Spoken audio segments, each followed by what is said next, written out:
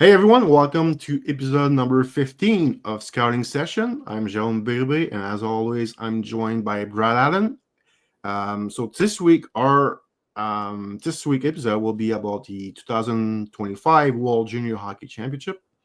And Brad, as we did a show last year previewing this tournament, this year, what are you probably looking for or more excited about this tournament?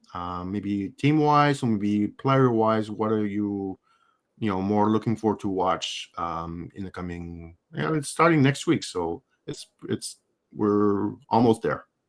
Yeah, it came up on us quickly this time, didn't it? It is. I can't believe it's a new year already. I feel like the season just started. So the reason I got into scouting is because of this tournament. I couldn't stop. I love this tournament. This tournament is the reason I started watching amateur hockey more. It's the reason that I started following prospects. I think it's still arguably one of the best sports tournaments on earth, if not the best. Some of the legendary performances. I am a goalie scout, as some of you know. So Benjamin Kahns of Switzerland. What's the Slovak? Dennis Godla plays in Liga. Dennis Godla's performance at this event. Who can forget what Bedard did here a couple of years ago? So it's one of those situations where it's just historical for me for hockey, and I think it's like I honestly think, with the exception of the first round of the playoffs, it is the best hockey to watch. There is nothing more exciting than the U20. So I am definitely excited. And on that front, the biggest thing for me is Kazakhstan is back. My boys in blue are back. So for everybody listening, scouts are a bit like goalies. We're quirky, very quirky. I don't watch a lot of team sports. I'm not a football guy, baseball guy. You couldn't pay me to watch a soccer game. However, Kazakhstan is home of not only some of the best arm wrestlers in the world, but their national sport is called Kokpar. And let me tell you what Kokpar is, Jerome.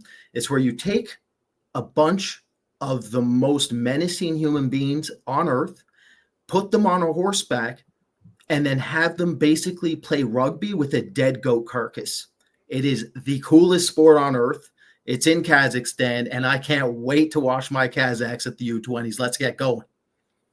Okay, interesting answer. Did not expect that one. I'm gonna be honest. I should not be surprised, but you always find a way to surprise me with your very very strange answer sometimes.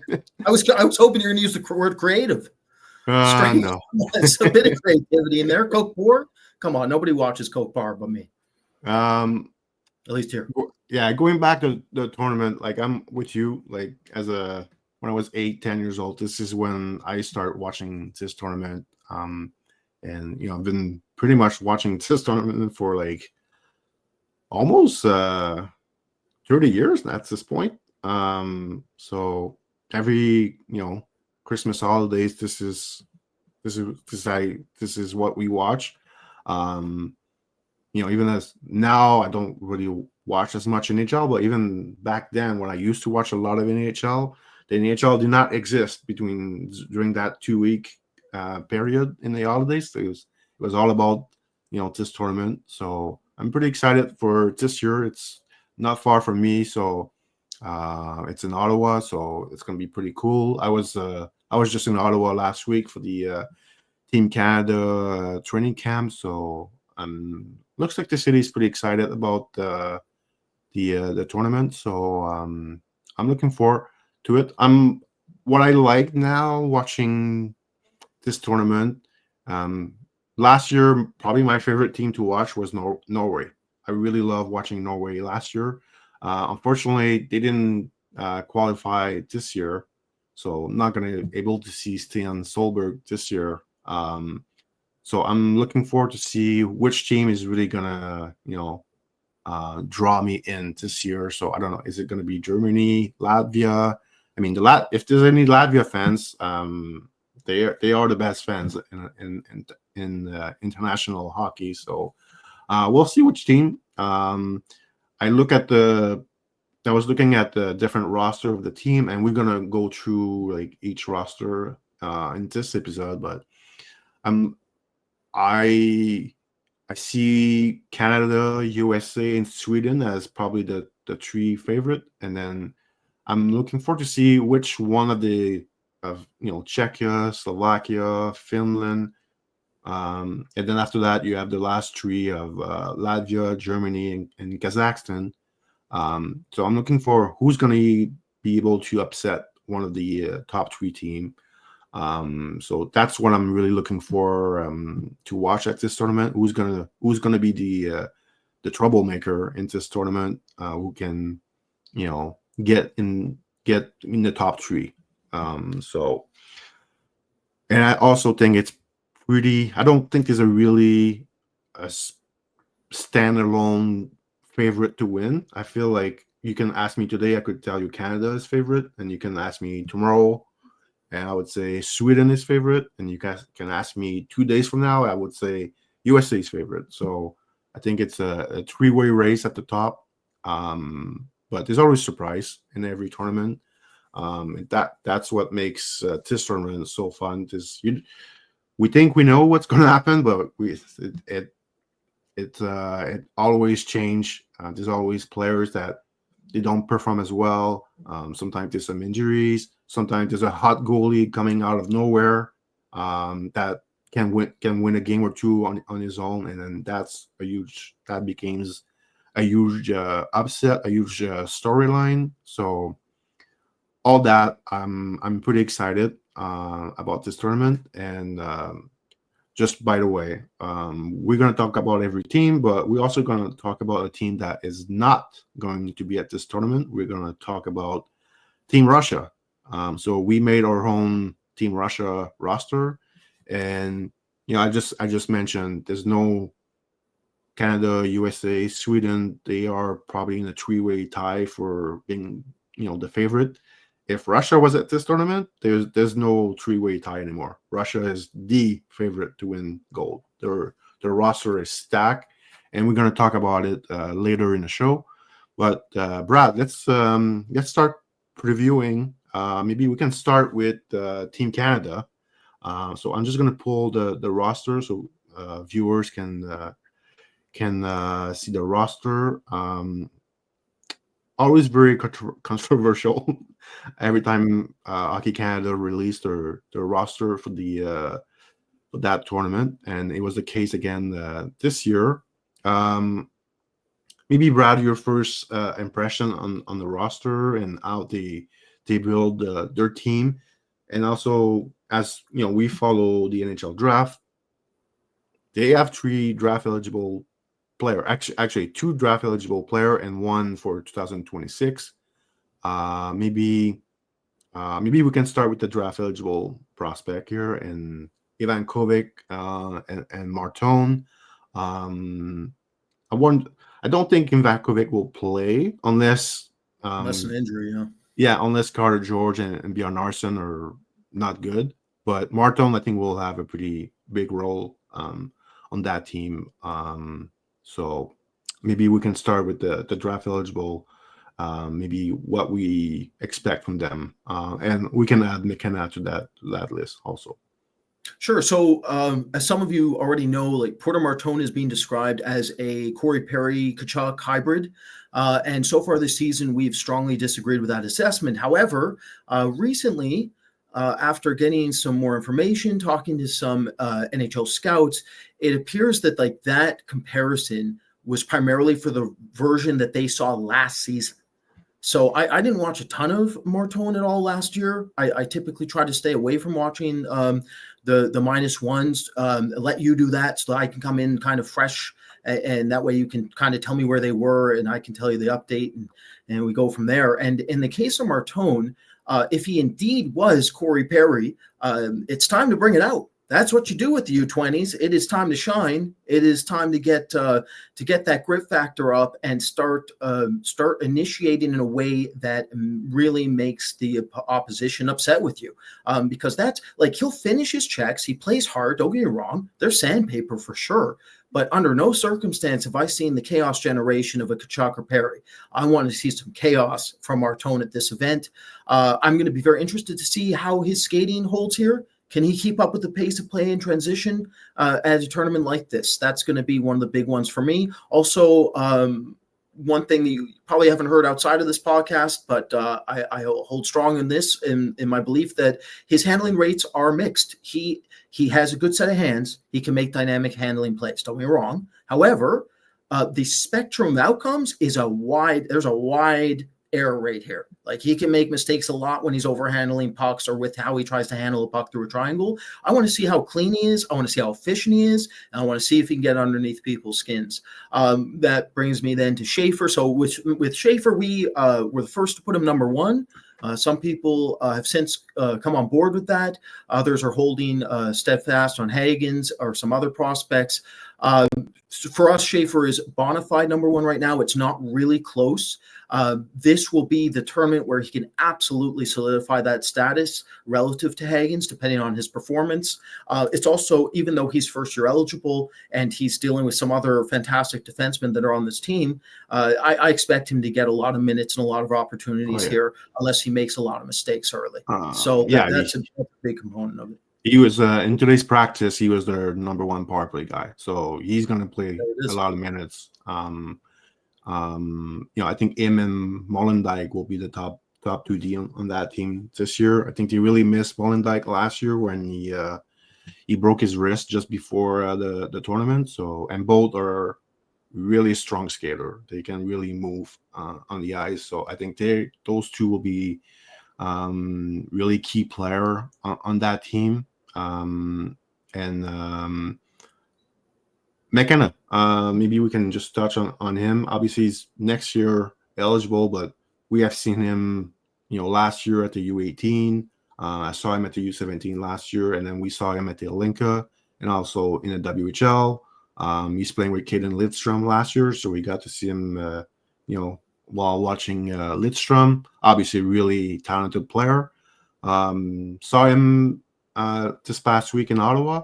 He only played one game, so obviously his spot on the team was he was a lock to make the team. The game he played, he was not that good to be honest. But I think it was the first game against the youth sports team, and I feel like most players didn't play a good game in that first game, except a few guys actually got cut.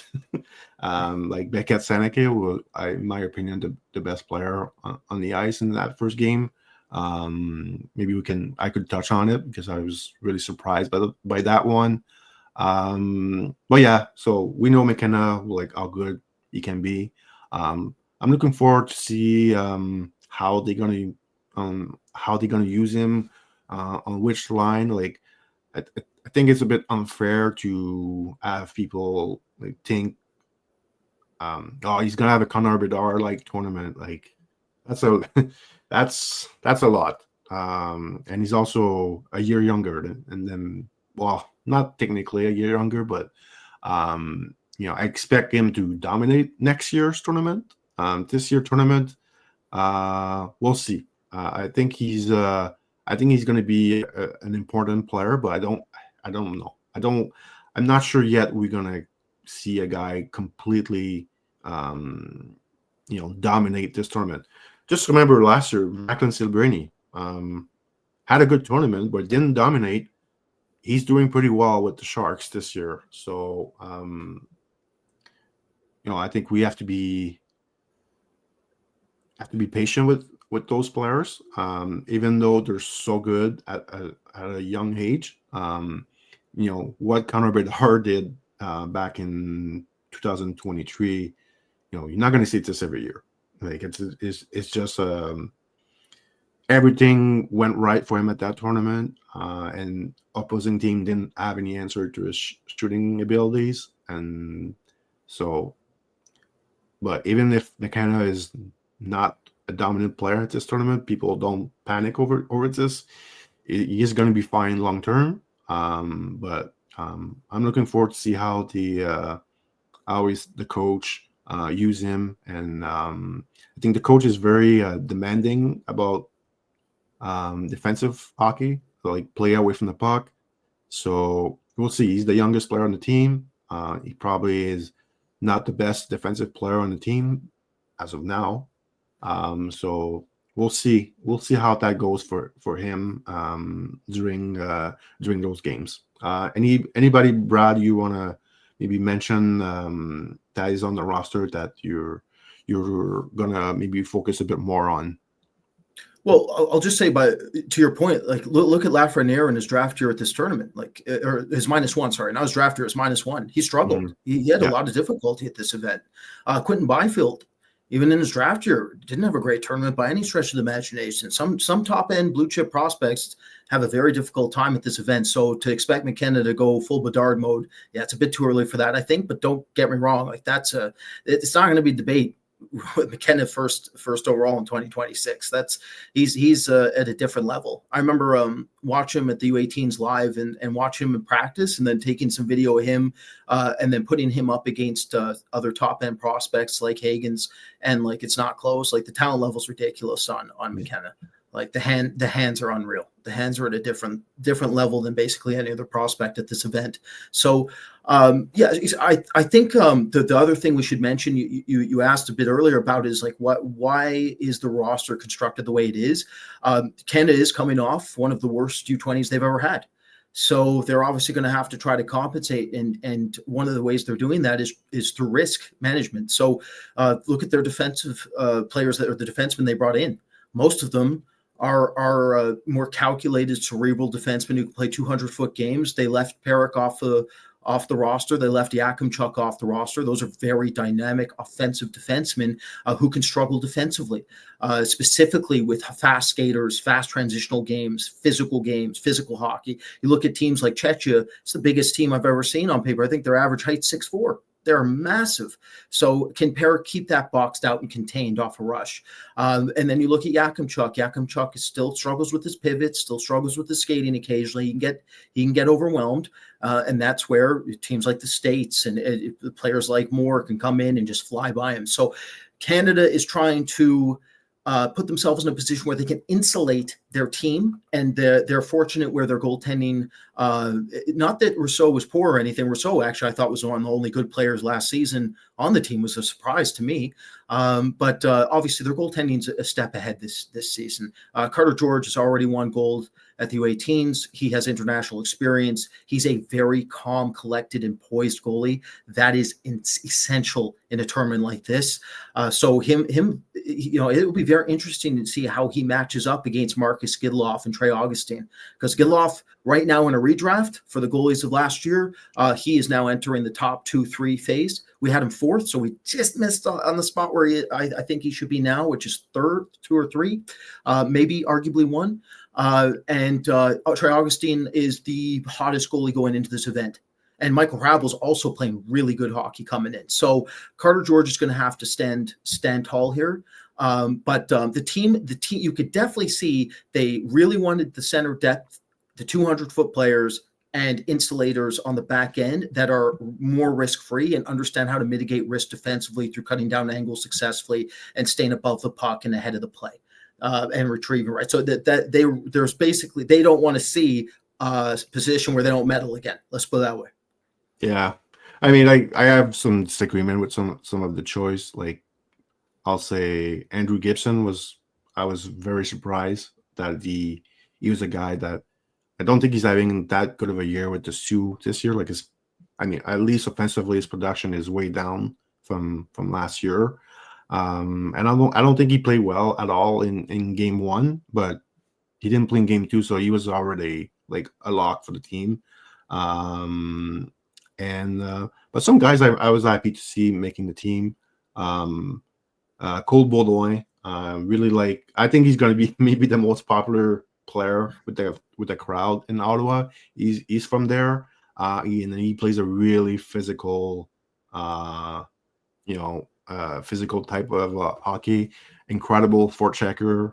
Can play center, can play wing. One of my favorite, tournament was the 2003 one with Jordan Tutu, and where he was hitting everyone. I think Cole Baudouin can be somewhat of a version of that, but physically, he's the most physical player on that team, and he's one of the more physical prospects on the planet.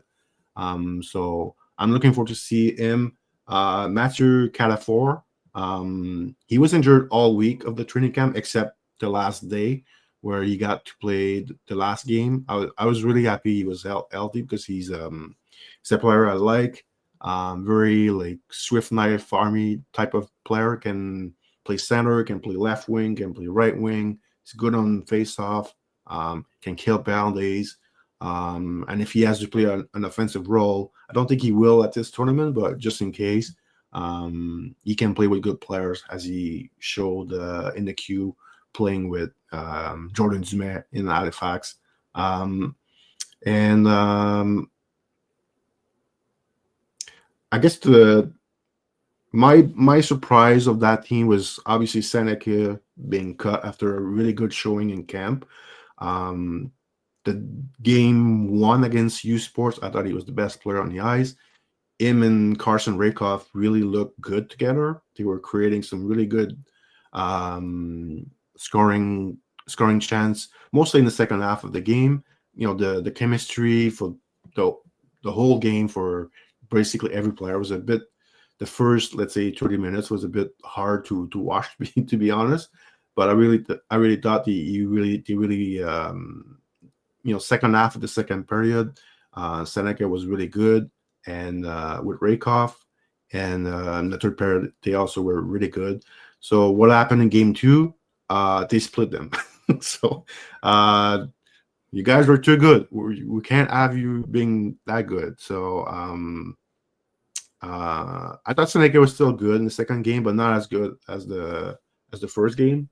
If I look at that roster, like he's outside of McKenna, I think he's probably the best, game breaking talent on that team. If I'm Canada, I don't want to be stuck in a game in this tournament where we can't get that goal that can make us win that big game.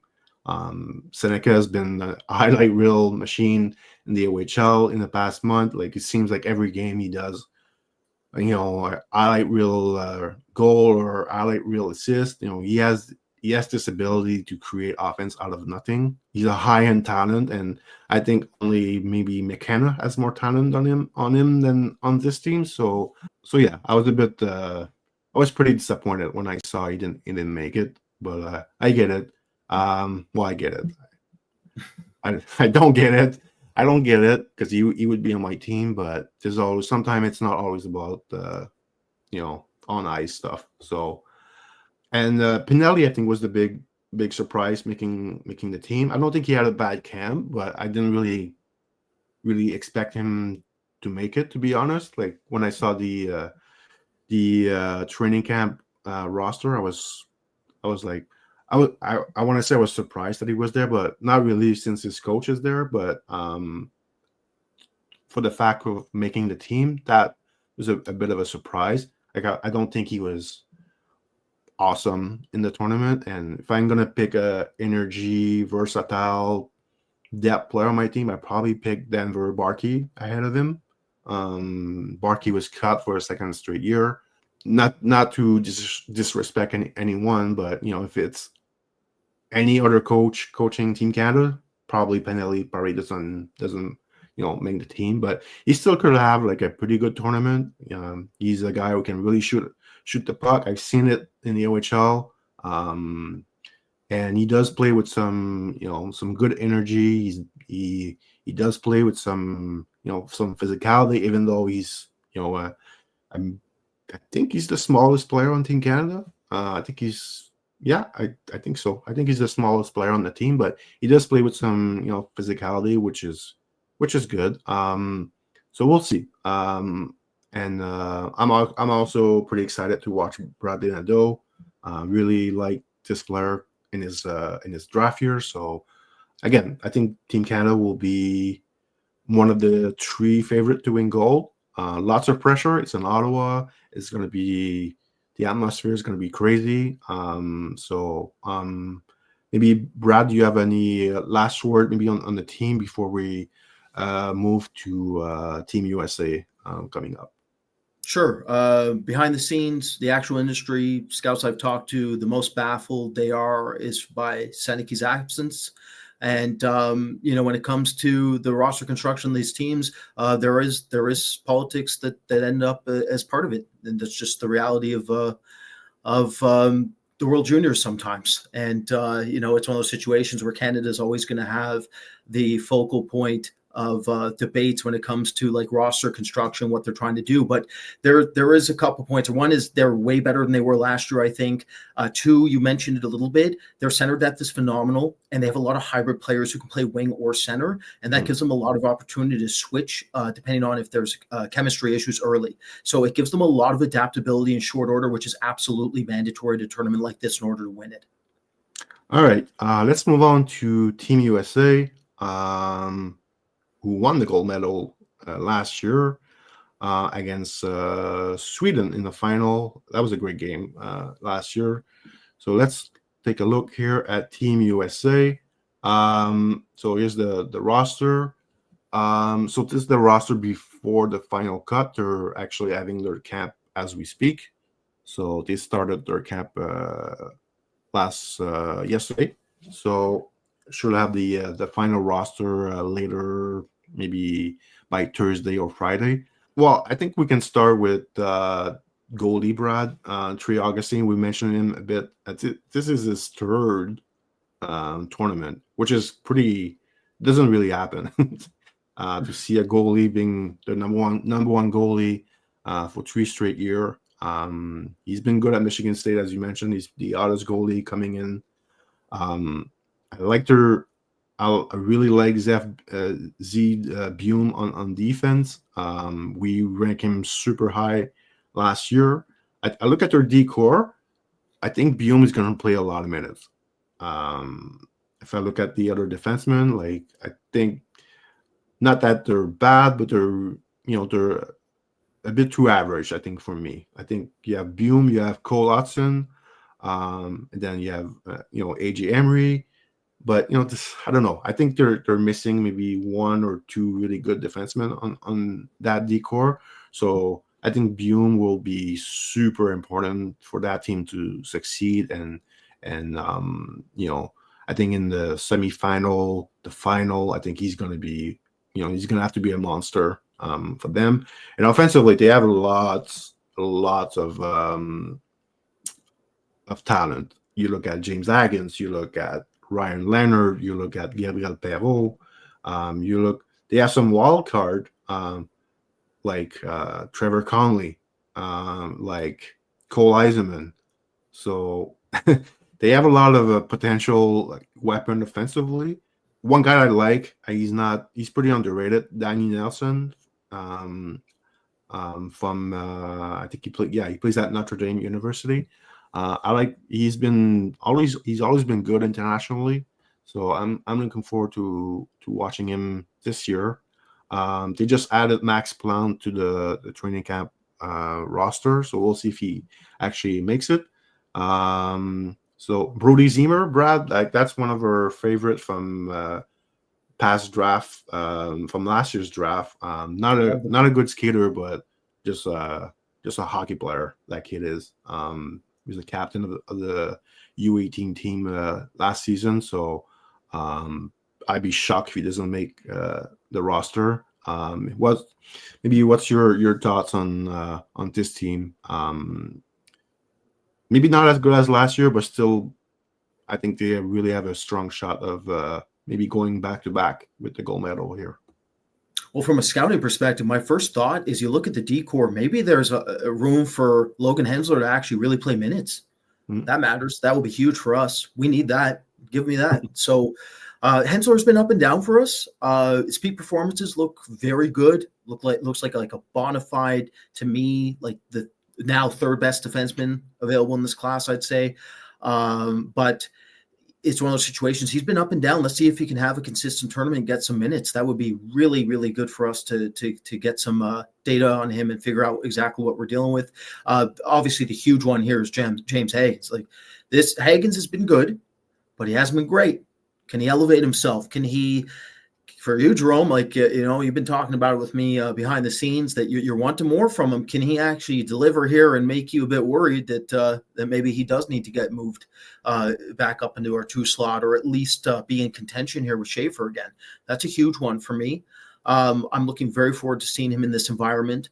The other thing I'll say about the States is, like, you look at their roster, like they have some really, really impressive skaters that can move here. So, you look at AJ Spalas. Is it Spalacy? I never know how to pronounce AJ's last name. I'm probably wrong, but I've always said Spilassi, but I'm Is it probably Spalas? wrong. Yeah. Well, either way, the kid can skate. AJ can skate.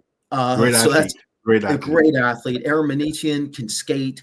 Oliver Moore is a phenomenal skater. Mm-hmm. Kerry Terrence is a phenomenal skater. Ryan Leonard can skate. EJ Emery can really skate.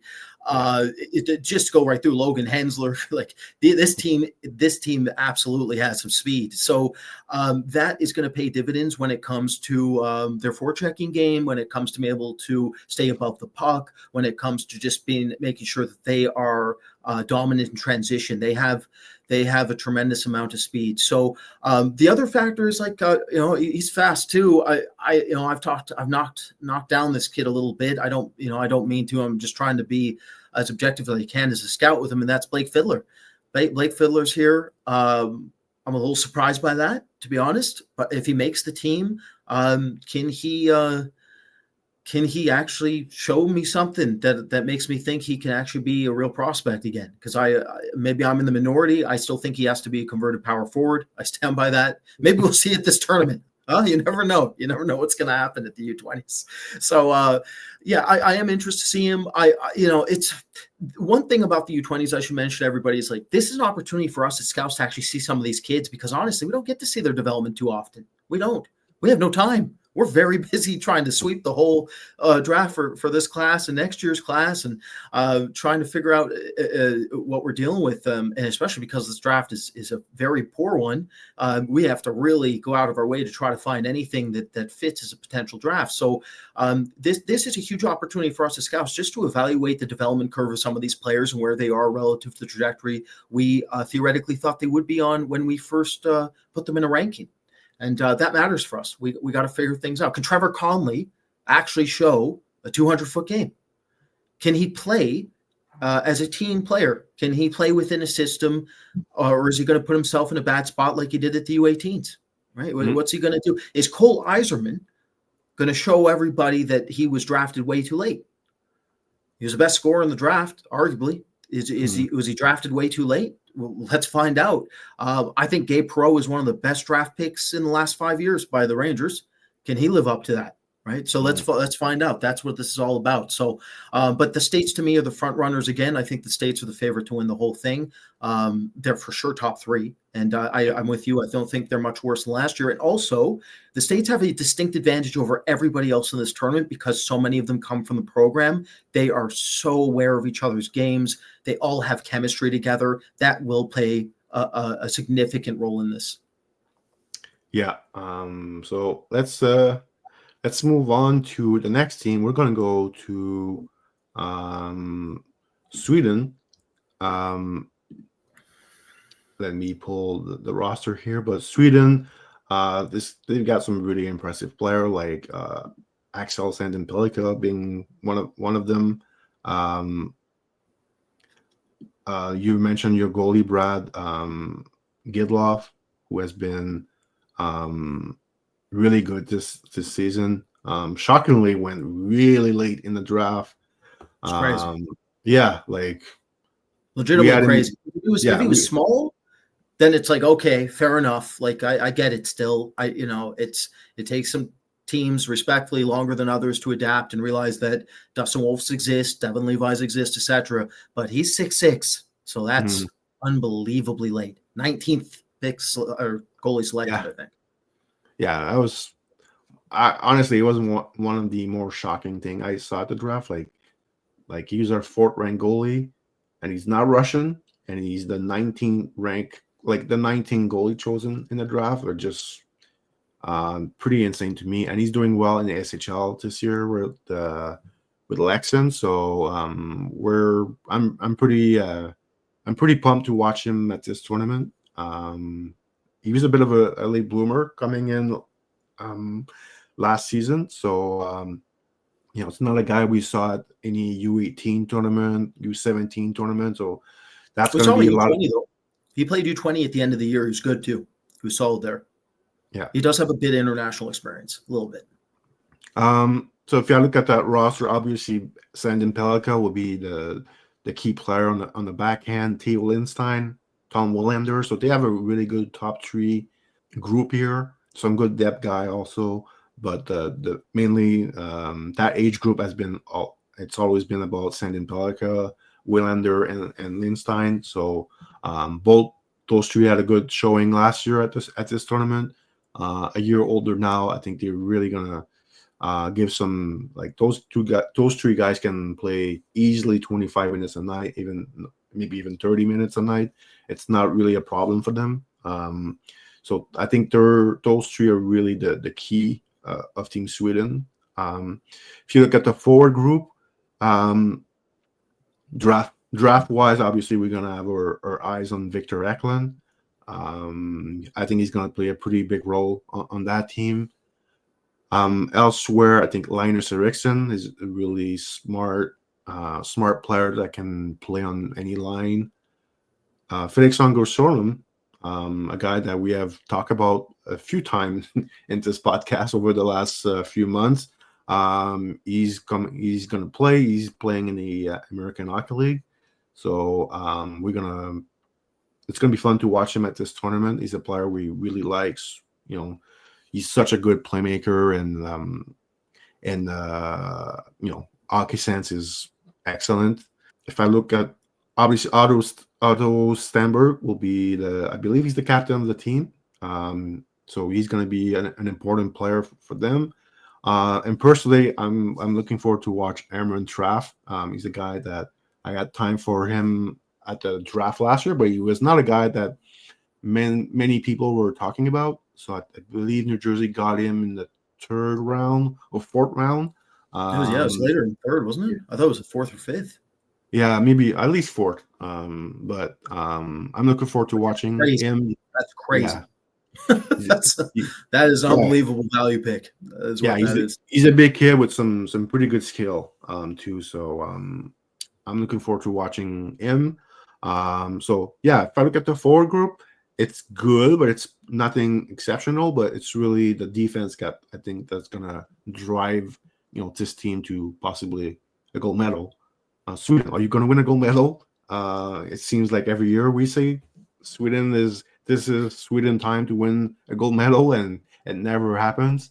I know, like, their heart were broken last year in the final at home.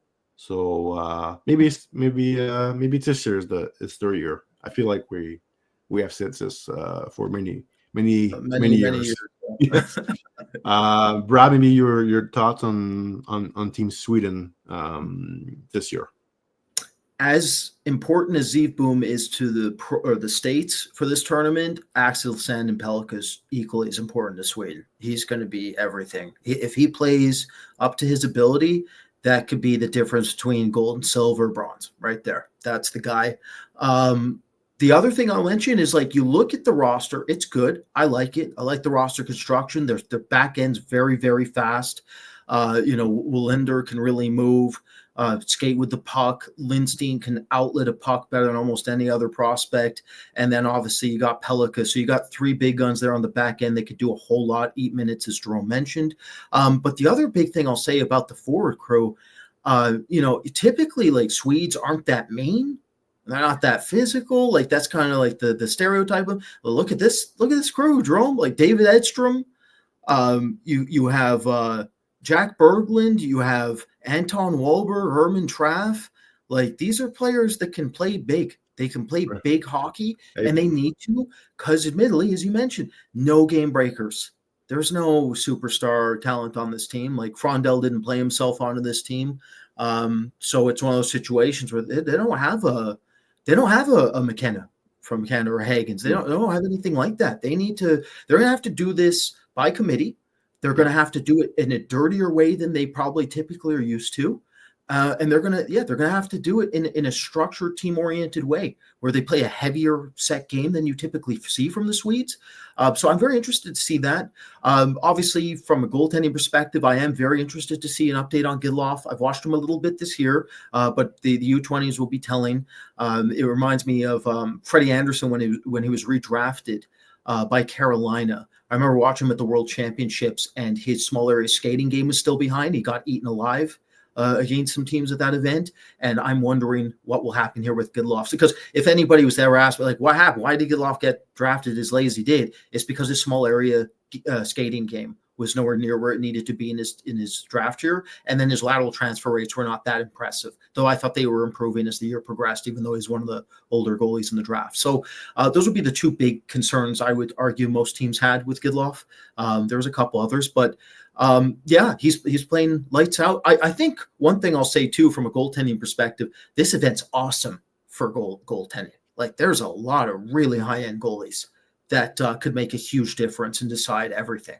And that's always super exciting for me, because I hear every year how goalies have diminished value and they're useless in playoffs. So thanks Chicago for that. Thanks Miami for making sure that this is not going to bait forever, and that Dominic Hasek's aren't needed anymore. So, well, even if you were needed, you never get a Dominic Hasek. But you get my point. Igor Shesterkin's getting shelled. I'm panicked. Get me an ice bath, Jérôme. It's not good over here. You mentioned some of the big forwards on Team Sweden, so this is just an insight between you and I and our good friend Johan. So lots of Swedish power forward.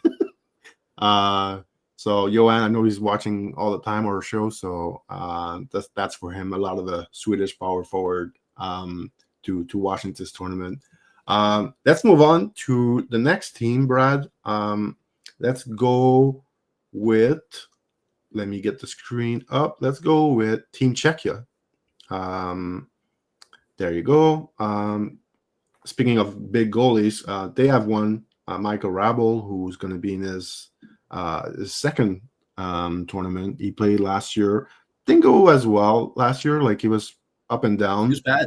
He was pretty bad. I mean, his old season there was some ups and some downs. So I think a lot of the goalies actually last year were up and down. I know, like, the Slovak goalie that we like also didn't have a good showing at this tournament. So I think Rabel, that will be his last tournament. So in Czechia, I look at their team.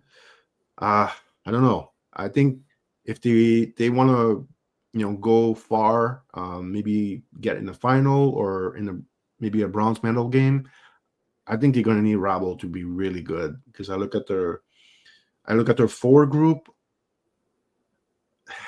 I'm not too sold in that forward group. I have my issue with Edward Saleh.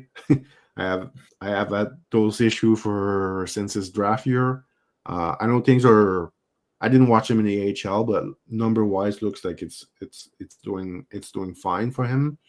But the Yako, the Vostek Stihar, who's a draft eligible prospect that we're gonna really monitor, but there's no really game breaker on that team. Like, I guess Saleh would be the game breaker, but we don't know which version of Saleh we're gonna get from. I was gonna say game to game, but sometimes it's from shift to shift. We don't know what we're getting out of him. So, and I look at their D. I mean, Adam Jiricek is there. He's just coming back from an injury. Just missed. I believe I read like close to a month. He was injured at the start of the year. Went to the OHL, got hurt pretty much right away. So there's not a lot of reps for him. I'm really sad Radin Murka is not. I think they're gonna regret it. Not having Radin Murka there. Thomas Galvis, a guy we watched last year, went undrafted because he's too small. But in a tournament like this, I think he could be really a really important player for Czechia. So overall, I don't know. Unless Rabel is the best goalie in this tournament, I don't see that Team Czechia really being a factor in the top three. but I could be wrong. Brad, what's your take on Team Czechia? I mean, they have a bit of skill. Adam Novotny for next year's draft, definitely talented. Miroslav Halinka, Toronto prospect. He has a fantastic set of hands. He can be extremely dangerous one-on-one. He can dissect defenses, and I'd argue he's one of the most dynamic talents on their whole roster. So when it comes to like actual ability, you got Shala, Novotny, and Halinka. Those would be, I think, the big three for me. Obviously, they have to do this by committee, much like Sweden, but they're not as I would say is depth. They're not as deep as Sweden is offensively for sure. Andre Kosh, how about that for a wild card, Jerome? There's one that was kind of an interesting prospect for us. Ended up, I think we put him up in the 6th or 7th round at the end there, where he was taken by St. Louis. And he was hurt for like, I don't know, three quarter of the season. Yeah. And the U18s, I thought he was actually pretty decent. And he's got a soft set of hands. He can offlook his options. He sets up everything through feints. He uses first phase deception. He can freeze defense. He can make his teammates better. He has some skill. He's 6'2". His rate of execution is low. And I think maybe you could generalize that to the rest of this roster. Like, we love Wojtek Sahar, Jerome, but we just talked about it. There's only so much that you can get out of him from an execution point of view. Same with Coach. Like, these are not finishers. Adam Yeko, these are not natural finishers at all. Like, none of them. So Jakob Stancil is big, and he can skate, and he can forecheck, and he can do some great things occasionally, but he's not a finisher by any stretch of the imagination. So really, if the three I mentioned don't catch fire, it's going to be Hrabal having to just go full. I mean, I mentioned him earlier also, full Hasek mode. So he's going to have the tournament of his life. It's possible. He's coming off I watched all last 6 games of him. He was phenomenal in 5 of them. So he's coming in consistent. He's coming in hot. He's going to have to look the part. I am with you though. How is Radim Merka not on this team? What is happening? How is that not a thing? But yeah, I mean, at least they have some talent there. I mean, Adam Juracek, you mentioned. Looking forward to seeing his skating base this season. See it updated. I haven't watched him yet. This season, I'm with you. I think Thomas Galvez, yes, he's undrafted. Yes, it's unlikely he ever does get drafted because he is legitimately 5'9" and 150 pounds.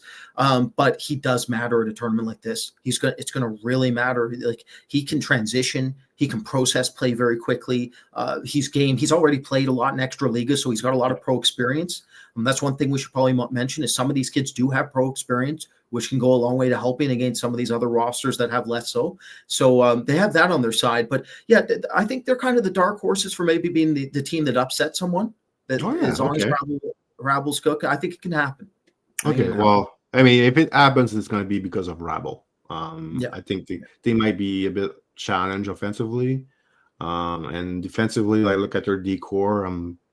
Again, like Radim Merka, he would have been a really nice guy to get here. And I don't know what's going on, but Dominic Badinka, they never take him for any, U18, U20 tournament.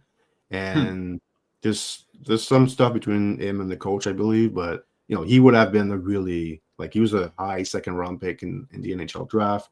He's playing in the SHL. Perfect for this tournament too.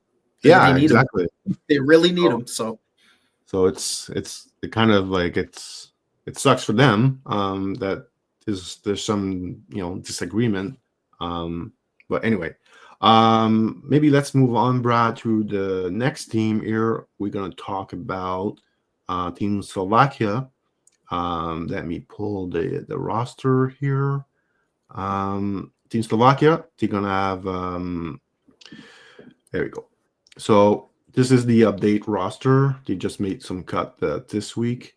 I think they could be one of those teams. I think they're pretty similar to Czechia in the sense that they could be one of this surprise team.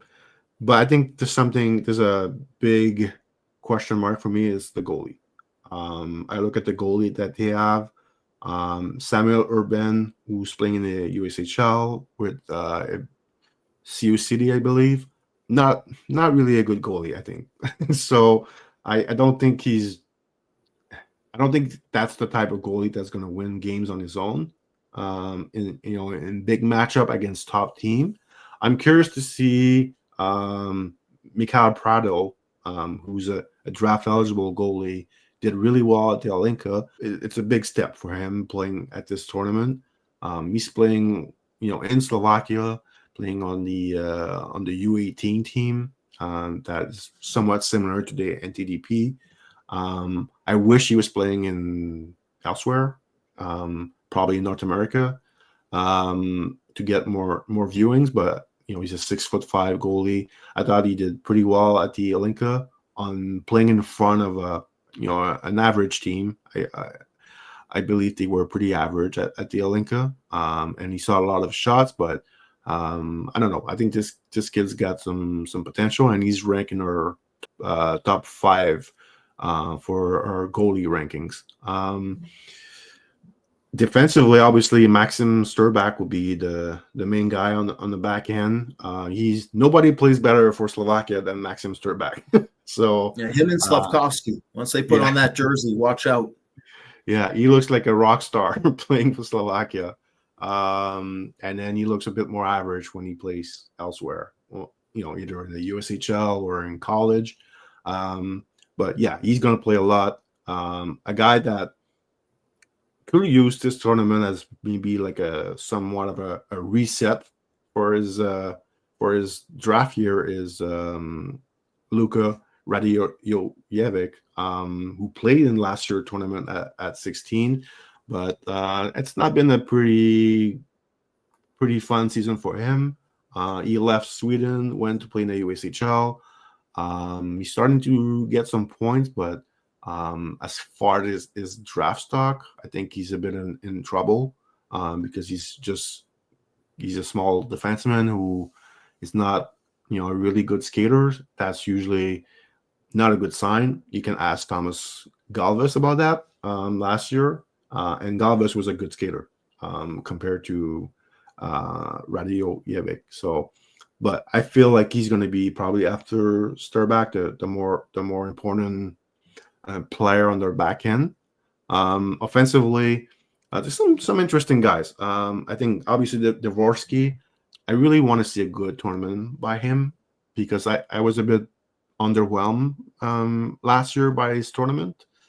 And even in the OHL with Sudbury, like he had a lot of points, but I don't know. I was not really vibing with what I was watching when I was watching Dvorsky and Sudbury.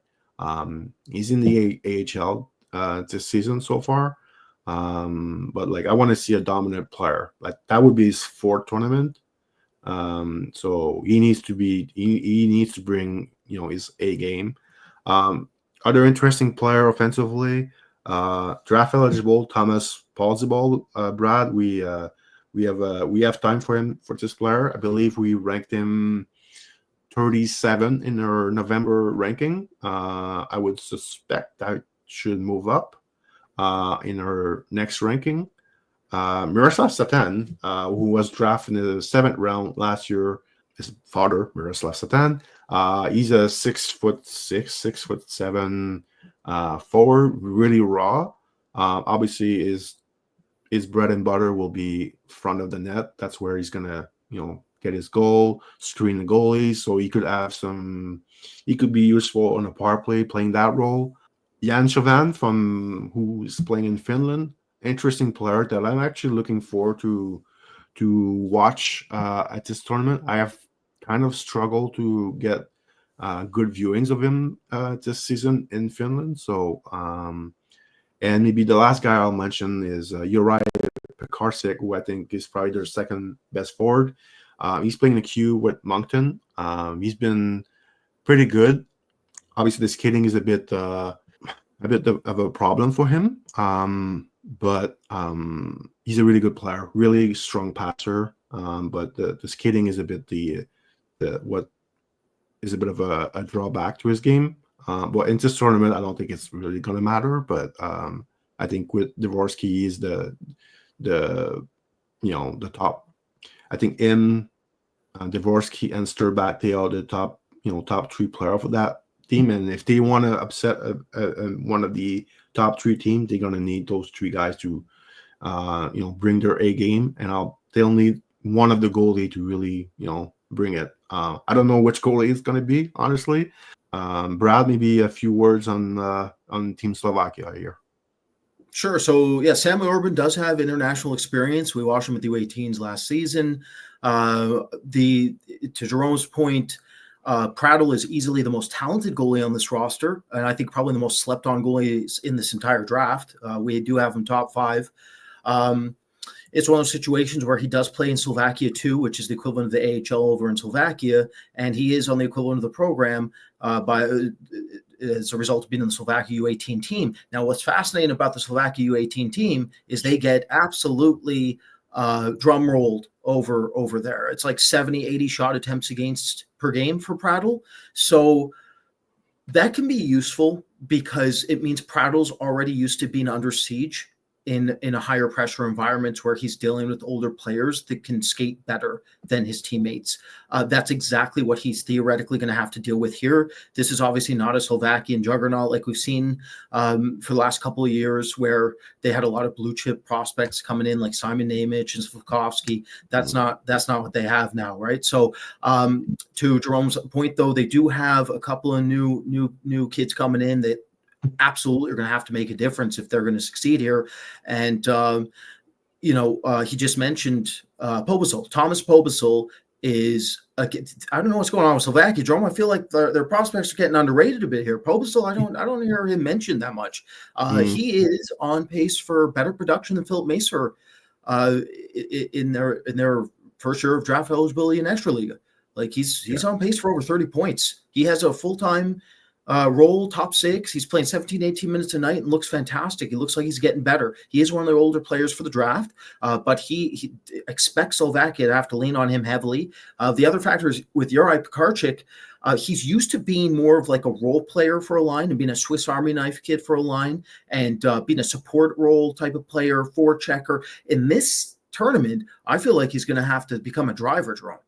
And so it's going to be interesting to see what he ends up doing here. So I think a ton of what Slovakia ends up doing is through those players I just mentioned. But this is not the same type of Slovakian team we're accustomed to the last couple of years. This is a team that has the potential to be in fear of relegation, I think. Now, don't get me wrong. Obviously, like Latvia, Kazakhstan, yes, those are. But Slovakia is more in that tier range now, as opposed to the top dogs that they were a couple of years ago. We'll see. I think I like some of their younger players. I mean, one guy we didn't talk about is Tobias Tomic. I don't know if he's going to make the final roster, but I was really impressed by him at the Ilinka. He's a 2026 guy. He really plays. He's got some really good hard skill. He's got good size. He plays I believe he plays pro hockey in Slovakia as a 16 years old. So I'm hoping he's going to make that team. If he's not, he's going to be like a really late cut. So anyway, let's move on to Team Finland, which I'm going to put the roster here on the screen. Let's see, Team Finland. There you go. I feel like Team Finland are in the same boat as Czechia, even Slovakia. They are not in the Canada, Sweden, USA range for me. They're more in the second range. And can they upset a big team in the maybe quarterfinals and get to the semis and maybe another upset there, or at least in a bronze medal game? We'll see. But if I look at their roster, they have one thing going on. They have a good goalie in Kim Saarinen. Hopefully, he's the younger of the 3 goalie they have. So we liked him last year, and we got to the U18, and they didn't really play him. So they played someone else last year. So hopefully, he does. He is the number 1 goalie this year. Hopefully, because I think he's got potential to, if I he has potential to win game on his own if I compare to the other 2 goalies. And I think Finland's going to need that. I look at their D-core. Not, Aaron Kiviharju is there. He had some massive injuries in the past. I don't think he's back fully where we probably project him when he was like 15, 16 years old. The injury have really taken a toll on him. He's a smaller D who with average skating, but he's super intelligent, super good passer. But Minnesota got him in the fourth round. We'll see. I'm a bit worried about his long term potential for the NHL. But he's gonna have to be massive in this tournament because I look at that decor.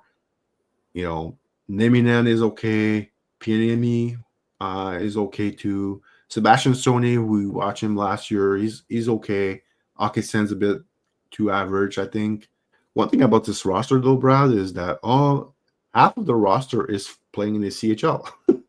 They have a lot of guys playing in Canada, even in the US, in the USHL. They have one guy playing college hockey. So basically, half the roster is playing in North America. I think one of the key player will be obviously Consta Elenius. Did not have a really good tournament last year. Okay, it was really up and down. Got better in the medal round, I think, but the first few games it was really up and down.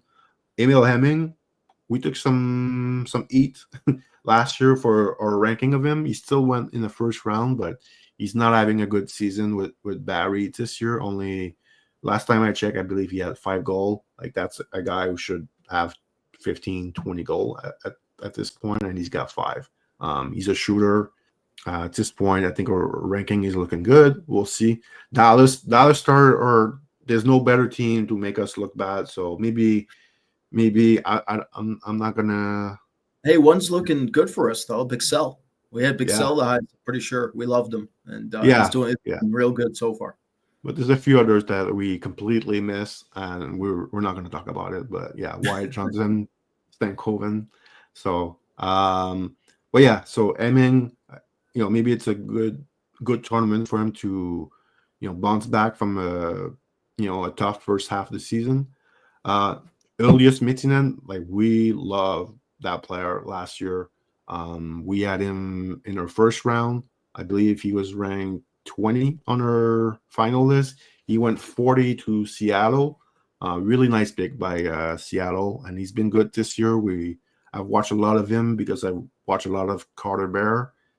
They always play together, so I think Mittinen will be a really important player for that team. But overall, so I'm going to be critical. I think that team they might struggle to rank themselves maybe in the top 3, top 4.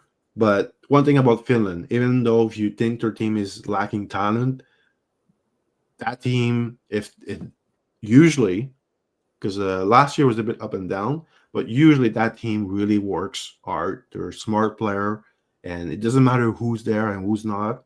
They really play the perfect team game that every country should want to play like that. So maybe it's this year they get their hot goalie going and they play like the perfect team game, high compete type of just typical Finland hockey. So maybe like with that they can surprise one of the top 3 team, but we'll see. Like if you look at just on paper, Elenius gonna have to be a monster for them. Well, as you said, it's Constellaneous. They got big guns that Slovakia doesn't have, to me. Like minus Dvorsky, you got Hellenius, you got Holtonen. So you have something the equivalent of, I guess, Bradley Nadeau for the power play, where you got the one-time option. Yeah. That's going to really matter. In net, I won't be shocked if Kim Serenen doesn't end up the starter of Jerome. I won't be shocked to Noah Valley takes it from him. He has more Liga experience. He's more consistent at this stage in his development. He's obviously not as high upside, and he's not NHL goalie pick or anything. He's not a prospect from that perspective. But in a tournament like this, Jerome, I won't be shocked at all if Noah Valley ends up being the kid that gets relied on, depending on how things go. The other factor I'll say is, like, you look at their back end for all you Minnesota fans, like Aaron Kivaharu, it was very unrealistic. I don't know where this hype comes from. I get that he played phenomenal at the age of 15 in a major tournament. Like I'll never forget the first time seeing him in his -1, and I was like, how does this happen? Like sometimes media gets away from the reality of hockey. Like this is never a Cale Makar, Quinn Hughes in the making or anything like that. I think I feel bad for the kid because there's just so much pressure on him based off of the media hype and based on what's happened and transpired. But like he's back from his injury. His skating has not come miles by any means. He's not very powerful still. He has struggled in Liga in the small viewings I have here. He's not looked very good, to be honest. He even looks more streamlined. He's going to have to be very good here if they want to have a chance. I will say, like, he is designed to be able to set up some of these players on the power play, though. He can offlook options. He does have good advanced playmaking ability, and that needs to come out big time if they're ever going to have a chance of doing anything here. But this is a very weak Finnish team. Like Finland's got a development issue right now with their kids at 14, 15, 16. Yeah. I think that's very evident. Just look at this roster. This is not Finland's standard. This is bad. This is like slightly better than Slovakia's current roster and way worse than the Slovakian rosters we've been previously watching the last couple of years. It's also not going to get better. Gotta look at like the 06 class, the 07 class, even the 08 class that I just watched at the U17. Like it's a bit it's a problem. It's very Swiss oriented. Like Switzerland's got some issues, and it's starting to lean that direction for Finland. All right, let's move on to the next team. Let's go this time with Team Germany. Let's go with Team Switzerland first, and then we'll go Germany after. So there you go. Team Germany. Let's get this on the screen here. It's going to be an interesting team. Again, there's a lack of skills, obviously. A few players that I think we have time for. I think Leon Mugley will be the main guy for that team. He was pretty much that last year. Elsewhere, I think I look at Lars Steiner, who plays in the queue. He's a top 10 scorer in the queue. He's not eligible this year. He's eligible next season. He's been really good playing with on the top line in the Juan Aranda with Bill Zonon and Antonin Véro. They are probably the best line in the queue. He's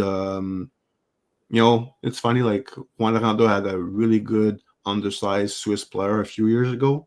His name was Sven Andrighetto. So I think they got the next version of Sven Andrighetto. Somewhat different type of player. This kid is a gamer. He's a little bulldog on the ice.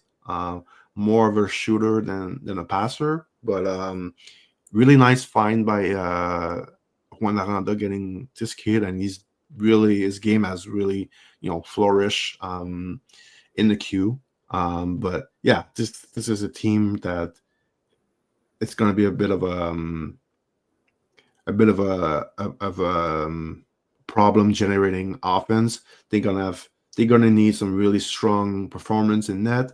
I believe Christian Kirsch might be their number one goalie. But yeah, so Daniel Ustinkov in on defense, I'm really curious to see where his game is at, because he was pretty hype coming in the draft last season and end up not getting drafted at all. And I don't think his season so far is going super well. So, that team is going to be interesting to watch. But mostly, there's a player that is not on the roster here, but I know he's been added a bit later. He's the brother of one of the goalies. So I believe his name is Jonah Neuschwander. He's a 2009 born player. So he's 15. He's playing already in the I think he played 4 or 5 games in the NLA already. I think he's got 1 point. He's 6'3", 180. I don't know if he's going to make the final roster, but I don't recall seeing a 15 years old player playing at the U20. I can't recall one, to be honest. And usually my memory is pretty good, but I can't recall seeing a kid that is 15 years old playing in that tournament. So hopefully he's there. He's been really good in U20 hockey in Switzerland, and then he got called up because of I think a few injuries, but he was playing 13, 14, 15 minutes a game in the pro league, and it's a good pro league. Obviously, the NLA is right up there with the KHL. So hopefully he's there on the final roster. I think he was a late add to that roster, so we'll see. But yeah, I think if he's there, he would probably be my the guy I really focus on, to be honest, while watching them. So and also Leon Muggley, obviously. If people watch our podcast from last year, they know we really like Muggley, drafted by Washington. So Brad, maybe a few thoughts on Switzerland. Yeah, Christian Kirsch. So this was a goalie that I thought was a watch for this year, and then San Jose took him in the fourth and said that they had him as the number one ranked goalie for that draft. So I looked at the team page, see who their goaltender director is, and it's Yevgeny Nabokov. So going up against a legendary goalie with arguably the best glove save of all time in a playoff round. So that's good. That's good for me. So Kirsch, yeah. So the thing with Christian Kirsch is that the reason I left him off the list and more of a watch is that he's a 6'4" goalie, but he plays. He doesn't play small, but he doesn't play long either. His extension rates are not good. I weight them very heavily, as some of you know from listening to my past podcasts on goaltending. Length is a critical component of the position, and his hip mobility impedes his extensions essentially. Also, his kicking reflexes are not very good. And I weight those extremely heavily as well. So two of the categories I weight the most from an athletic perspective, he was far under. So that's one of the primary reasons why he was more of a watch for me. However, he is mechanically sound. He keeps everything very, very tight. Even when he's laterally transferring, he can keep everything sealed. That's something actually Pavel Moisevich, who's a goalie I love, and we had ranked initially in 2023 and ended up putting him number 2 last year on our list. He had trouble in his initial draft season playing over in SKA.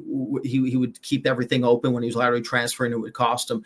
Kirsch does not have that issue. So there is some mechanical advantages to Kirsch. Reads the game relatively well too, and he has had a lot of international experience. So it's interesting too. He's playing the NHL right now, which is like super interesting. I thought he'd be in the USHL already, but he's playing the US in the NHL. So it'll be interesting to see the transition from the NHL to the U20s for him. There are a couple players here though, Jérôme, that we're fans of, like Leon Muggley for sure. That's a kid we have all the time in the world for. He's going to have to play tons of minutes here. But there's a couple that are very unheralded here that we know more about than most. Eric Schneller. Eric Schneller is a player that we've had time for in J20. He's played well internationally. It'll be interesting to see what role he takes on here. Another that's standing out in the SHL, Yamiro Reber. He's had a phenomenal season. That's true. He doesn't stop producing. He's playing up in the SHL full time, and he's looking excellent. And the other would be Rico Gredig, who's a 6th round pick out of the Rangers, playing in the National League for multiple years now and full time at center this season. So he'll be extremely important. He brings a ton of speed and energy. So he'll be a fixture on the top 6 as well. All right, let's move on to Team Germany. Let me get the roster on the screen here. But Germany again will, there you go. Germany is going to be an interesting team. They have some draft eligible guys on the team. Carlos Handel, number 7 on the back end, plays in the queue. He's going to get drafted. I'd be shocked if he doesn't get drafted. I don't know exactly where, because my viewings in the queue so far of him have been a bit mixed. Sometimes he's been showing some pretty good skill, decent skating, but other games he's very passive. So I'm trying to figure figure him out, and that tournament will be pretty helpful. David Lewandowski, who plays in the WHL, we have him ranked in our top 50.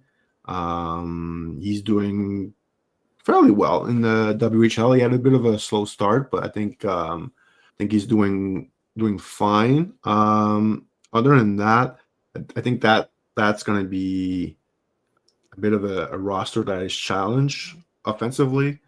I think who's going to score goals for them, that they're going to have to work really hard to get their goals. Like a lot of front of the net presence, like working the puck down low, crashing the net, basically trying everything to get goals, because they don't have a Tim Stutzla, they don't have a JJ Peterka, they don't have a Moritz Seider on the back end, they don't have a Lucas Reichel, so they're gonna have to work really hard to get their goals. Maybe Brad, one guy on the back end that you might want to mention is Rio Kaiser, big giant German defenseman. He's a late 06, so he's a draft eligible. So maybe you can start with him. And your thoughts on Team Germany. Yeah, absolutely. I mean, he's 6'7". He's playing the DL. Admittedly, very limited minutes. One NHL scout asking me about him, and I was just like, I don't know. We don't know yet. Definitely got to watch more here. The big thing with him is, can he get enough responsibility in this tournament where he can play enough minutes so we can get more out of him? That's the big thing with Rio Kaiser. That said, his skating's improved from last season. I've seen him absolutely erase grown men in the DL, and he has not looked uncomfortable. So I'm intrigued. Definitely want to see more. The other I'll mention is Timo Koshe. So he was pretty decent in the Linka. He is 6'3". He is very strong kid. I watched one Czechia player try to run him, and the kid just became pixels in real time, just started fading out of the space-time continuum. He was obliterated with a stand-up hit. So this kid is physical, strong, actually processes the play pretty quickly, has one-touch playmaking ability, can control the middle, decent amount of skill. So I am intrigued to see more of him, because he's played primarily in the U20 junior system in the Germany, and that's not good. That's not going to help us. This will help us if he plays here. If Koshe can get some games with real minutes here, that can give us a much better understanding what we're dealing with from a scouting perspective. The other is, like as Jérôme mentioned, David Lewandowski, very interesting prospect. He is a German tank. He's 6'1", but he might as well be 6'4" with the way he can erase players. Incredibly powerful for this stage in his development. Excellent along the walls. Has a pretty advanced playmaking games at times, though admittedly recently it's died down a bit, which has disappointed me. But he can really skate, and he's got the tools, and not a good finisher. But when he's making his teammates better, doing the dirty work and passing the puck right, he can be something. He's also excellent with his off-puck routes and very good at sneaking backdoor and around the net area. That's where his bread and butter is for his goal scoring upside, his backdoor redirects, net front tips, rebound opportunities, things of that nature. He'll get every opportunity at this event to do that. So this team's in danger, though, Jérôme. This team's in danger. Like, I do think Latvia is probably the bottom team at this event, honestly. I know for some of you, it might be surprised to hear that. Like, wait, the Kazakhstan, already I mentioned my biases towards Kazakhstan earlier, but I'll explain more why in a sec here. But yeah, I think Germany, like I know Nico Pertuch, for instance, that's very likely to be the starter in net. He should be fine for this event, but like that's not like they do not have high-end goaltending. Kazakhstan does have a high-end goaltender. That's one of the major differences. You look at Kazakhstan relative to Latvia and Germany, that's the difference. That's why I think the Kazakhs are actually a bit safer, is because of Vladimir Nikitin. That Nico Pertuch and whoever is going to start for Latvia is not nearly at the same caliber as Nikitin. So that's the difference. Germany's in a lot of trouble. They are, as Jérôme mentioned, nothing high end here coming in. So Paul Mayer, he's going to have to matter here as well. Norwin Pinocha He's a 7th-round pick out of Buffalo. Those two players are gonna have to play shutdown minutes and do a very good job of it. Carlos Handel, as previously mentioned. So the big thing for me is they don't have any quarterbacks draw. There's no dynamic offensive defenseman in any capacity, and they don't even have a top 6 projectable forward that scores. Even the player, I'm a big fan of Lewandowski, as you know. He's not a scorer. I don't have anybody who can score. So I don't know where the goals are going to come from. Yeah, I mean, I think Andel is probably their best candidate to quarterback the power play, but he's not really. I don't think he's a true power play quarterback. So I mean, he can move pucks, but that's about it. Anyway, I know you want to talk about Kazakhstan, so I'll just let's move on to Kazakhstan right now. There's no graphic for Kazakhstan. Like, come on, please give us the. I'll make the graphic. Come on now. It'll just be an army of horses running in a field. Ottawa Senators fans are waiting to hear about their goalie because they're all depressed because Carter Yakimchuk is not going to play in this tournament in Ottawa, but they have a goalie. He's super entertaining. Let's talk about Kazakhstan, Nikita Nikitin. Wait, did I get his name wrong? Vladimir Nikitin. Vladimir Nikitin. That is a player, though. Nikita Nikitin is a player. So. Yeah. Vladimir Nikitin. Okay, so yeah, as I just mentioned, that's the difference. Kazakhstan has a real goalie. He just played phenomenal hockey at the Russia Cup, the Russia Youth Cup, which is it's a tournament with the Russia U18 team, Russia U20 team, and the Belarus team. And Belarus U20 team, and it's against top competition. So all the top Russian prospects are essentially there, and he was phenomenal at that event. He's been a bit more up and down with Belarus Astana in the MHL. Some games he looks phenomenal, other games he's struggling. One of the primary reasons he's been struggling recently is the conditioning. They do not have a good defense, and he's under siege, and he's starting to really get affected by it reminds me a lot of Elvis Merzlikins, to be honest, last season. Merzlikins had a phenomenal first third of the season, very underrated. It wasn't really discussed. But Pascal Vincent's defensive systems was not helping. Let's put it that way. Let's put it mildly and say they weren't exactly up to par for NHL standards. And as a result, Merzlikins was gassing out significantly early. That's what I'm kind of seeing here with Nikitin. So I'm glad he gets the reset coming in.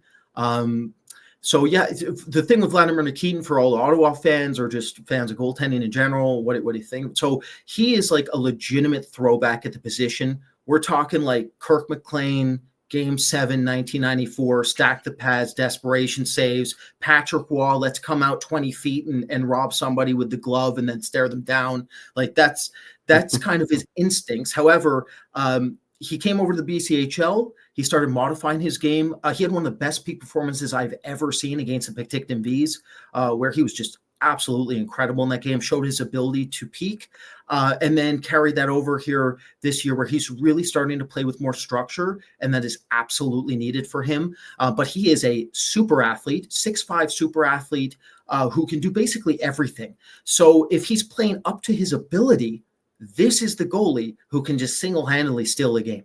And again, he's the one out of the bottom teams that really has that ability.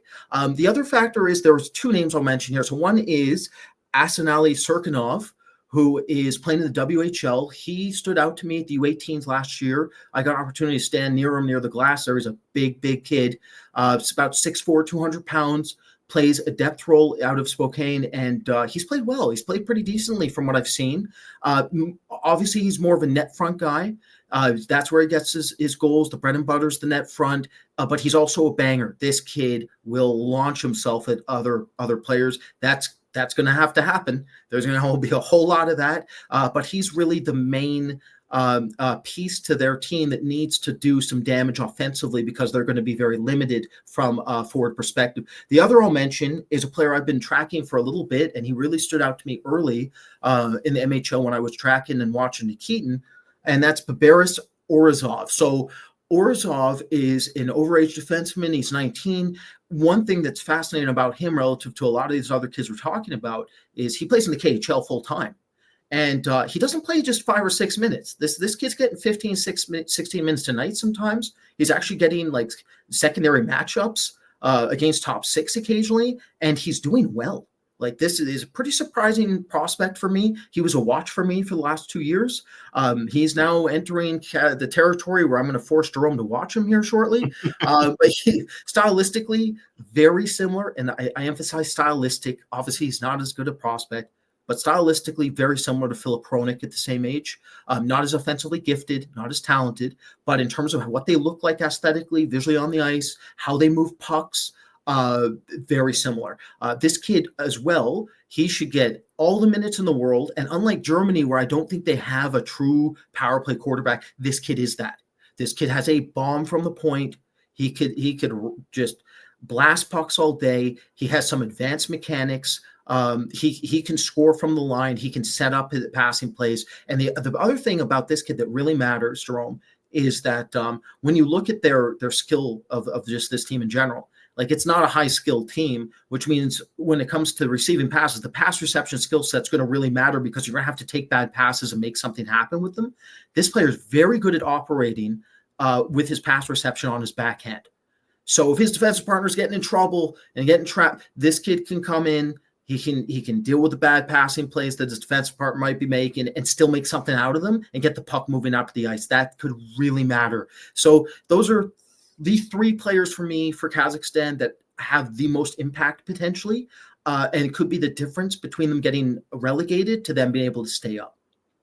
All right, let's move on to Team Latvia. Maybe I'll mention a few players. Again, for them also, I don't have a graphic, but goalie-wise, they have a guy from the Q, actually, Leonard Feldberg. As Brad mentioned, I don't know if, I probably think Nikitin ahead of him. But that kid has not been bad in the Q this year, playing with Sherbrooke. Sherbrooke has been one of the nice surprise in the Q. So he's doing a fine job over there, but I don't know if he's the type of goalie that can win a game on his own. So he's gonna have to kind of do that at this tournament if Latvia wants to maybe upset someone or at least stay alive in this group for next year.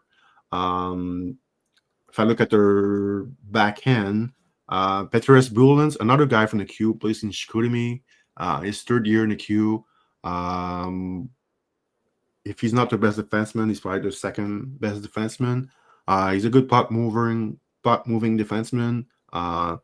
He's not drafted. I don't think he's going to get drafted, but he's still like as we say in the scouting industry, he's a good junior. I think he had like over 40 assists last season in the Q. So he can move pucks on the power play. The other defenseman, Anaheim draft pick Daryl Ulginskis. We actually mentioned him last year on this show. So he's playing in Sweden. He's having a pretty good season. Anaheim got him in the 7th round. So I think him and Bulans will be the top 2 dog on Latvia defense. And if I look at their offensively, I think Eric Smatiko will be the top player offensively. Got drafted by Washington last season. Big 6'5", 6'6", power winger. Not like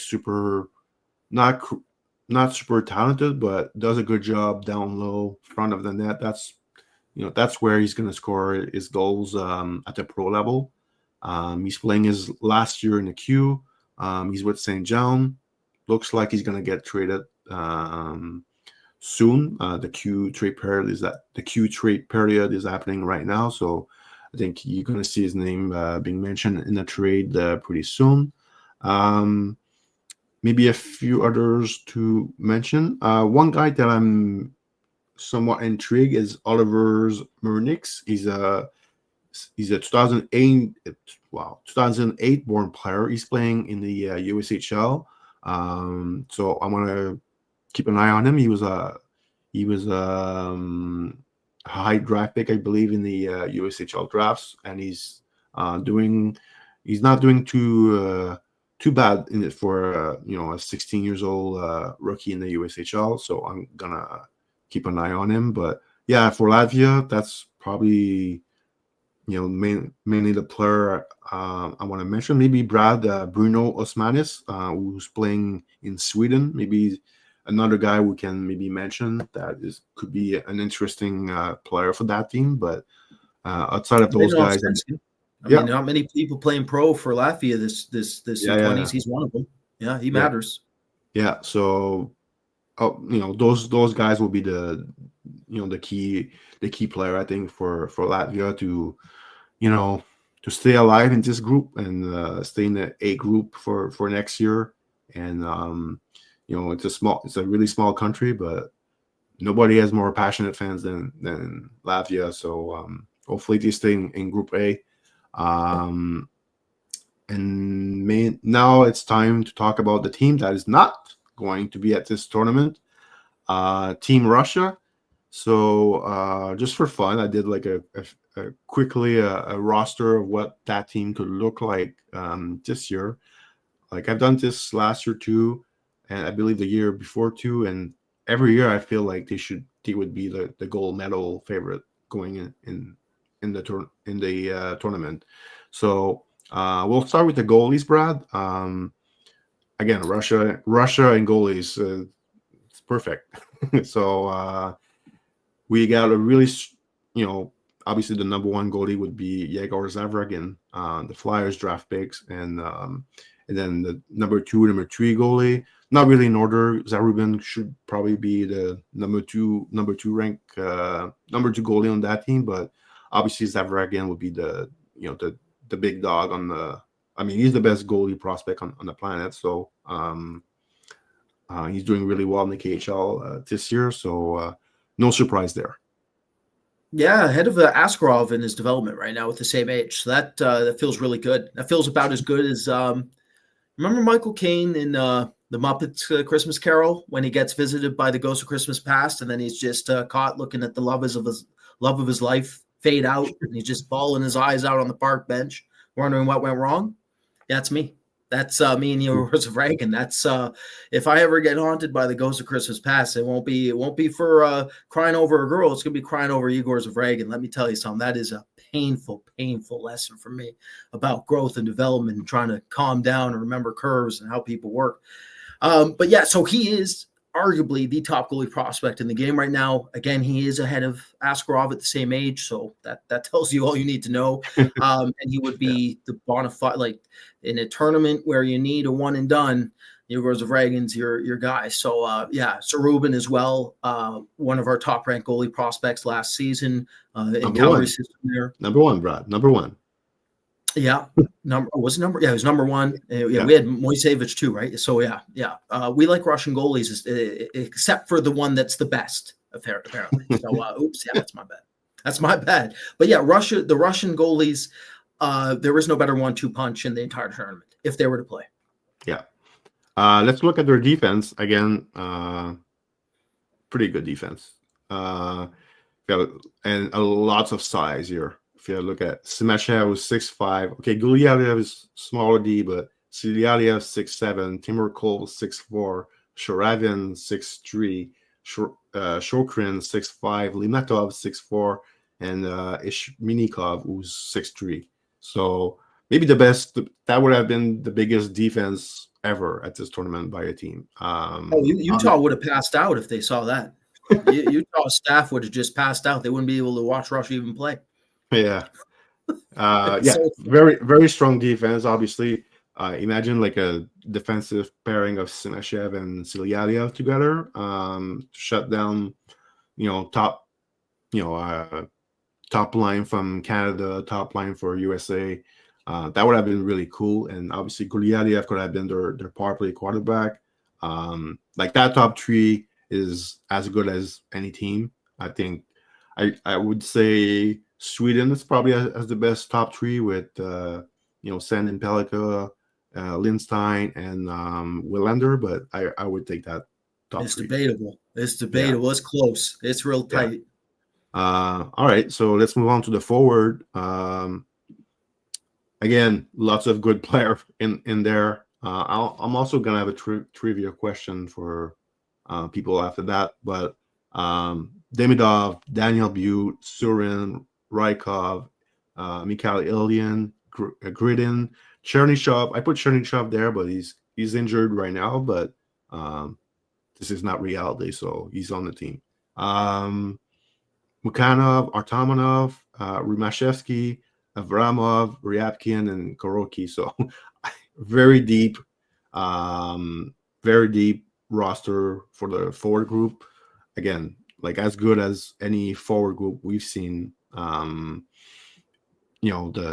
The team that we have talked about so far, like Canada, USA, Sweden, this is as good. It would have been really cool to see Demidov, Butte in a big international stage like this. They're playing in the KHL. Butte is doing really well. Demidov, his ice time has been up and down for really unknown reason or very well known reason. Nothing, last year of a contract with SK. That's usually what happens. But yeah, Brad. And by the way, my trivia questions: that Russian team, how many prospects are from the Carolina Hurricanes? So you know the answer I told you before we came on air, but for those at home counting, I'll let Brad maybe talk about a bit the roster, and I'll give you guys the answer. It's pretty crazy. So Brad, maybe a few words on that forward group. Well, I'll start by saying, like, the way that Carolina constructs their prospect ranking seems pretty similar to ours in some ways. One of them is taking Russians at every turn if they drop too far, and sometimes just taking them outright. That said, yeah. So this team would have been. It's sad that this team's not here. Honestly, it's just what an event it would be if Russia was actually here. Yeah.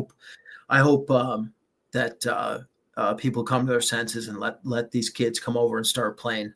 I mean, they just opened up so that Russians can come over through the CHL again. Like, it's just, I don't know. To me, it's ridiculous. But Daniil Butte, Yegor Surin, Fyodor Avramov, like these players, Igor Chernyshov coming down wing, these players are very difficult to contain. So, like, the big thing for me with Russia is they have a forward group that's extremely difficult to contain. Then they have a back end that can contain anything. And then if somehow something gets through that containment system, they have the best goalie prospect in the world. So, yeah, that's probably the odds-on favorite to win this thing.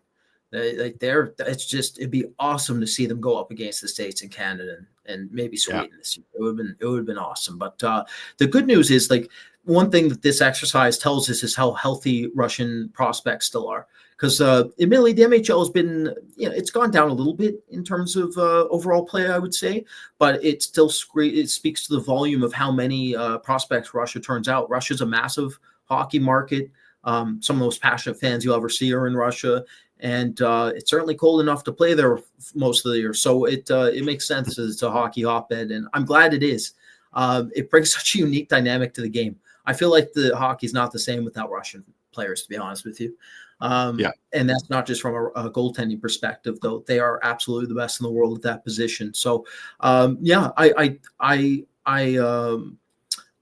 it would be very, very interesting for us, Jérôme. Like two that we had really aggressively ranked more than the rest of the industry. Really, Daniil Butte, though obviously Utah did take Butte very high, but for the most part, most people had him a lot lower where we had him.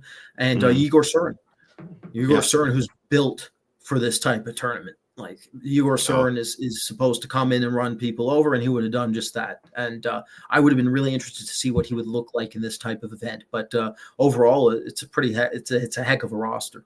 Surin against, like, Canada in Canada, I think he would have been hilarious to watch him play. He's so fun. But anyway, so back to my trivia question. So that team, Russia, has 6 Carolina Hurricanes prospects. 6. That's a lot. So obviously, not surprising. They do draft, like, how many Russian per draft? Like 4 or 5 Russian per draft. So not really surprising, but there's some good players in there. Some good draft pick by them. So anyway, that was really when I was like, wow, there's a lot of Hurricanes prospect on that team. Let me count them, and so yeah, it was 6. So um, again, probably has never happened to see a team with like that many prospect from one NHL team. That's really impressive. All right, that will do it for this long episode of Scouting Sessions. We're over an hour and a half here. This was the 2025 World Junior Hockey Championship preview show. Brad, this is our last episode before taking a break for the holidays. So maybe I'll give you the last word before signing off here. Yeah, happy holidays to everybody. Enjoy your families. Bake some cookies. Get thick. Ice cream? For sure, some cream too. For sure. All right. Thanks a lot, everyone, and thanks everyone for being like we've seen our subscriber go up a lot in the last month. So big thanks to everyone who's been is new here, and we'll be back sometime in January. Talk about the NHL draft, maybe reviewing this tournament. So stay tuned and enjoy your family, enjoy the hockey, and be safe. And we'll talk to you guys in January.